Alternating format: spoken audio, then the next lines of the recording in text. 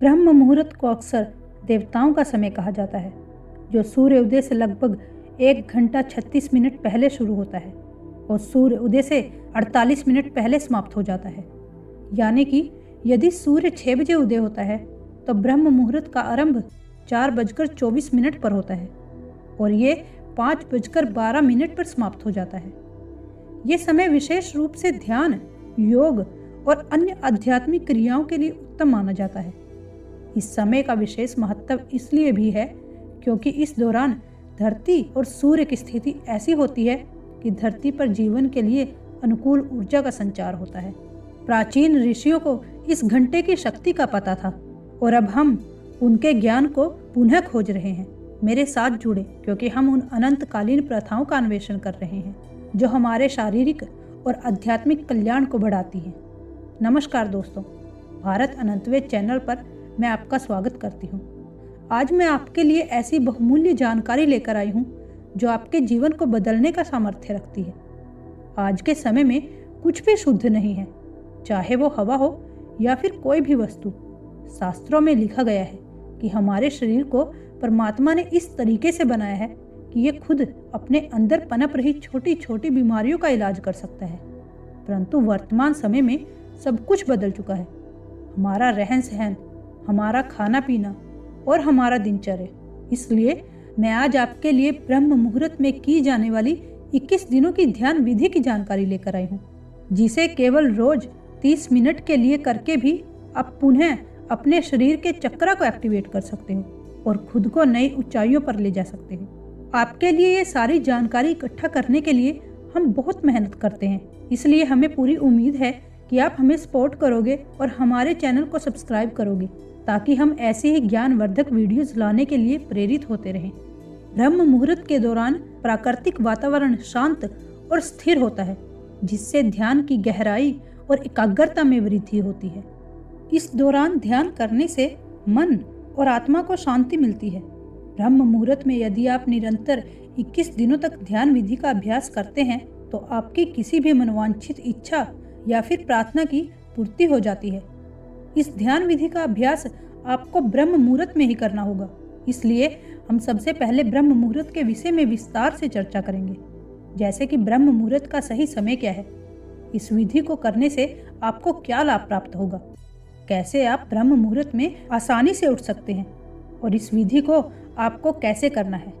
ब्रह्म मुहूर्त का विशेष समय जब दिव्य ऊर्जा का संचार सबसे अधिक होता है। इस समय सब देवता भी ध्यान में लीन होते हैं, लेकिन ध्यान देने वाली बात यह है कि हर दिन सूर्योदय का समय बदलता रहता है और इसी के साथ ब्रह्म मुहूर्त का समय भी बदलता रहता है। इसलिए अपने स्थानीय सूर्योदय का समय जानने के लिए अपने फोन पे वेदर ऐप का प्रयोग करें और फिर ब्रह्म मुहूर्त की सटीक गणना कर सकते हैं। जब आप ये गणना करेंगे तो आपको खुद ही पता चल जाएगा कि लगातार दिनों में भी ब्रह्म मुहूर्त में महत्वपूर्ण समय का अंतर होता है। इसलिए मेरी ये सलाह है कि आप सुबह 4 बजे से 6 बजे के बीच ब्रह्म मुहूर्त माने और इस समय के दौरान अपनी आध्यात्मिक अनुष्ठान करें। इससे आप चाहे कहीं भी किसी भी देश में रहते हों, आपको ब्रह्म मुहूर्त के सही समय की चिंता नहीं करनी पड़ेगी। ब्रह्म मुहूर्त के 6 अद्भुत लाभ हैं जो आपके जीवन को एक नई दिशा दे सकते हैं। ब्रह्म मुहूर्त में जागने से आपके मस्तिष्क की कार्य क्षमता बढ़ती है, जिससे आपकी सोचने की शक्ति और स्मरण शक्ति में सुधार होता है। जल्दी उठने से आपकी नींद की गुणवत्ता बेहतर हो जाती है, जिससे आप दिन भर तरोताजा महसूस करते हैं। इस प्रकार ब्रह्म मुहूर्त में जागने से आपकी मनोदशा बेहतर होती है और ये आपके मानसिक स्वास्थ्य को भी सुधारता है, जिससे यह समय आपके तनाव और चिंता को कम करने में मदद करता है और आप अधिक शांत और संतुलित महसूस करते हैं। ब्रह्म मुहूर्त में जागने से आपको एक शांतिपूर्ण और सुकून भरी सुबह का अनुभव होता है।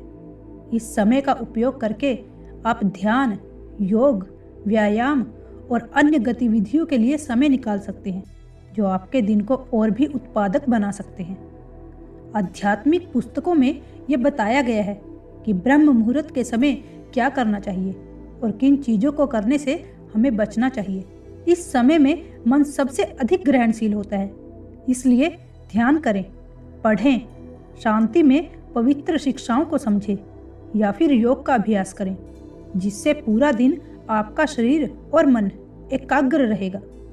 इस समय में खाना खाने से परहेज करना चाहिए और साथ ही जोरदार गतिविधियों से बचें। मन को शांत और केंद्रित रखें। जो भी व्यक्ति प्रकृति के साथ संतुलन बनाकर चलता है वो हमेशा स्वस्थ रहता है। अगर आप ब्रह्म मुहूर्त में सही समय पर जागना चाहते हैं तो रात को शीघ्र ही सो जाएं। रात को लगभग 10 से 10:30 बजे के बीच आपको सोने का प्रयास करना चाहिए ताकि सुबह आप जल्दी उठ सकें। अपने सोने के घंटों को कम ना करें, अन्यथा जल्दी जागना आपके लिए कठिन हो जाएगा और आप पूरा दिन नींद महसूस करते रहेंगे। इसकी बजाय कोशिश करें कि जल्दी सोकर 7-8 घंटे की पर्याप्त नींद ले लें। रात को सोने में अगर परेशानी हो रही हो तो फ़ोन या लैपटॉप का इस्तेमाल ना करें, बल्कि बिस्तर पर लेटकर किताब पढ़ें या फिर वो काम करें जो आपको नींद लाने में मदद करेगा। इसके साथ ही आप हर दिन कुछ मिनट पहले उठने की कोशिश करें। 7-8 घंटे की नींद को बनाए रखते हुए हर दिन सामान्य से 5-10 मिनट पहले उठें। इस तरह आप कुछ दिनों में ही ब्रह्म मुहूर्त में उठने में सक्षम हो जाएंगे। अगर आपकी नींद इस समय के दौरान अचानक खुल जाती है तो इसका मतलब है कि शुभ ऊर्जाएं आपके संपर्क में आना चाहती हैं। हालांकि ऐसा भी हो सकता है कि शुरुआती दिनों में आपको कठिनाई और नींद महसूस हो सकती है, लेकिन एक बार जब आप इसकी आदत डाल लेते हैं तो आप अच्छा महसूस करेंगे और इस अभ्यास को कभी नहीं छोड़ेंगे। अब हम आपको बताते हैं कि 21 दिन तक ध्यान विधि कैसे करें, कब करें और कैसे आप सबसे ज़्यादा लाभ प्राप्त कर सकते हैं। आपको इस विधि को 21 दिनों तक करना है, परंतु आपको इसका लाभ 21 दिनों से पहले ही दिखना शुरू हो जाएगा। आप अपने अंदर महसूस करने लगेंगे। आपको अपनी हर मुश्किल का हल अपने सामने नजर आएगा, क्योंकि 21 दिनों तक इस विधि को करके आपका मन शांत होना शुरू हो जाएगा और एक शांत मन ही सही निर्णय लेने में सक्षम होता है। पॉजिटिव एनर्जी, जिसे हम सकारात्मक ऊर्जा भी कहते हैं, आपके पूरे जीवन में भर जाएगी। 21 दिनों की ध्यान विधि के लिए सुबह का समय ध्यान के लिए सबसे उत्तम होता है। सूर्योदय से पहले उठें और एक निश्चित समय पर ध्यान करना शुरू करें। एक शांत और साफ स्थान चुनें जहां आप बिना किसी विघ्न के ध्यान कर सकें। इस समय आपको शुद्ध प्राण वायु की आवश्यकता होगी, इसीलिए आपको ऐसे स्थान पर बैठना चाहिए जहां खुली हवा निरंतर आती रहे। ध्यान में बैठने के समय आपको अपनी कमर और गर्दन को सीधा रखना होगा और दोनों हाथों को घुटने पर रखना होगा। इसके बाद आपको अपनी मुट्ठी बंद करनी है और पहले 2-3 मिनट अपने मन को शांत करना होगा। अपने शरीर को स्थिर रखने की कोशिश करें। जब आपका मन शांत हो जाए और शरीर स्थिर हो जाए और श्वास सामान्य हो जाए, तब आपको अपना ध्यान अपनी आज्ञा चक्र पर लगाना होगा। आज्ञा चक्र वो स्थान है जो दोनों भुवों के बीच में होता है। आपको अपनी धारणा को उस स्थान पर लेकर जाना है। वहीं पर पूरे समय अपना ध्यान बनाए रखना होगा। अब आपको अपनी मानसिक दृष्टि से इस स्थान को निरंतर अनुभव करते रहना होगा। इसके बाद अपने श्वास पर ध्यान केंद्रित करें। श्वास लेने और छोड़ने की प्रक्रिया पर ध्यान दें। ये एक बहुत ही चमत्कारिक विधि है और बहुत जल्दी अपना रिजल्ट देती है।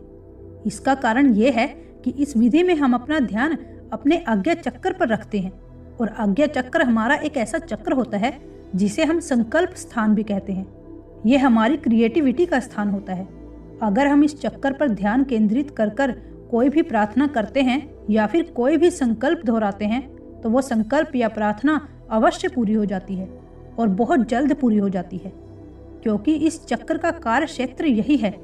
इस चक्कर पर ध्यान लगाने से हमारे संकल्प पूरे हो जाते हैं और इसके साथ ही जब हम सांस रोकते हैं तो हमारे शरीर में आपात स्थिति उत्पन्न हो जाती है, जिससे हमारा दिमाग और विचार रुक जाते हैं। इससे हमारा मन एकाग्र होना शुरू हो जाता है। जब हम अपनी मनोकामना को बार बार दोहराते हैं तो धीरे धीरे वह इच्छा हमारे चेतन मन से अवचेतन मन में पहुंच जाती है। इससे वो इच्छा पूरी होना शुरू हो जाती है।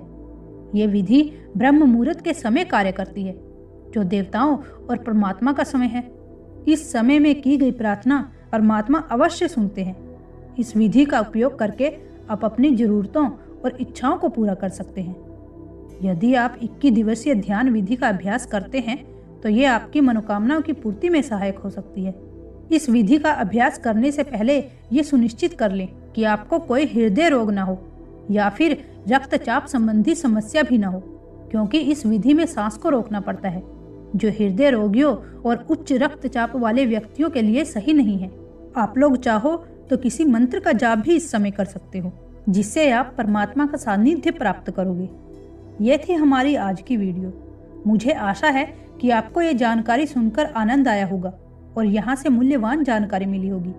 ऐसा ही संतुलित जीवन जीने की ओर अपना पहला कदम रखें हमारे चैनल भारत अनंत वेद को सब्सक्राइब करके, और बेल आइकन को प्रेस करना मत भूलिएगा, जिससे आपको भविष्य में भी ऐसी ही मूल्यवान जानकारी प्राप्त होती रहे।